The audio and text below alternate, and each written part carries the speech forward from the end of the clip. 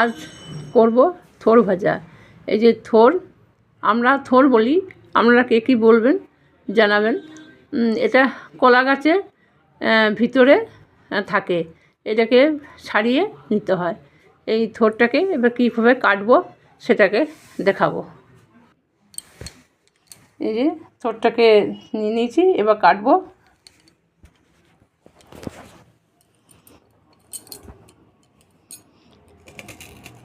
এই যে একটা করে চাকা নেবো, আর এই সুতোটাকে নিয়ে দিয়ে দিতে হবে, এটা ফেলে দিতে হবে।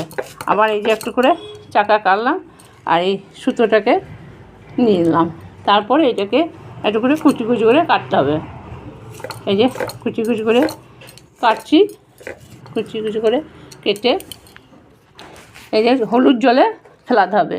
এই যে কেটে কেটে নিলাম, নিয়ে হলুদ জলে ফেলালাম, নিয়ে এটাকে আবার সেদ্ধ করতে হবে। এবার যায় সেদ্ধ করতে চলে যায়।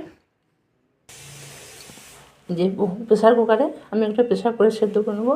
প্রেসার করে হলুদ নুন দিয়ে দিলাম, আর এই যে এই মেয়েটাকে সেদ্ধ করতে দিয়ে দিলাম।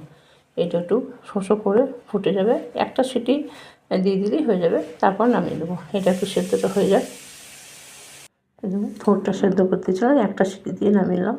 এই থোড়টা এরকম টিপে দিচ্ছি, থোড়টা সেদ্ধ মানে সেদ্ধ হয়ে গেছে। সেদ্ধ হওয়ার পর এবার এটা ভেজে নেবো। চলুন যাই রান্নাটা করে দিই।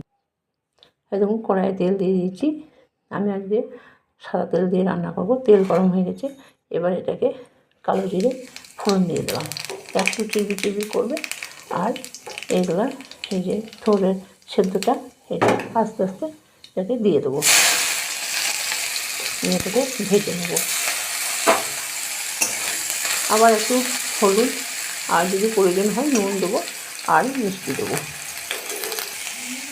আমার হলুদটা কম ছিল বলে আর একটু হলুদ দিয়ে দিলাম। এই নাড়াচাড়া করছি, আর এখানে 1 চামচ চিনি দিয়ে দিলাম। আপনারাও স্বাদ মতন মিষ্টি দিয়ে দেবেন। আর নুনটাও একদম নুন আর হলুদ দিয়ে সেদ্ধ করতে দিয়েছিলাম বলে আমার যেহেতু হলুদটা একটু কম, সেই জন্য আর একটু হলুদ দিয়ে দিলাম। আর স্বাদ মতন নুন দিয়ে নেবেন। আর ঝাল কেউ কাঁচা লঙ্কা কুচি দিতে পারেন, আমরা যেহেতু ঝাল খাই না সেহেতু আমরা লঙ্কা দিলাম না, কাঁচা লঙ্কা দিয়ে দিতে পারেন। দেখুন আমার থোড় ভাজা তৈরি হয়ে গেল। এতে কোনো মশলা লাগে না, তবে আপনারা ইচ্ছা করলে মশলাটা দিতেও পারেন, অল্প একটু জিরে গুঁড়ো দিতে পারেন। সেদিন আমার থোড় ভাজা রেডি হয়ে গেল।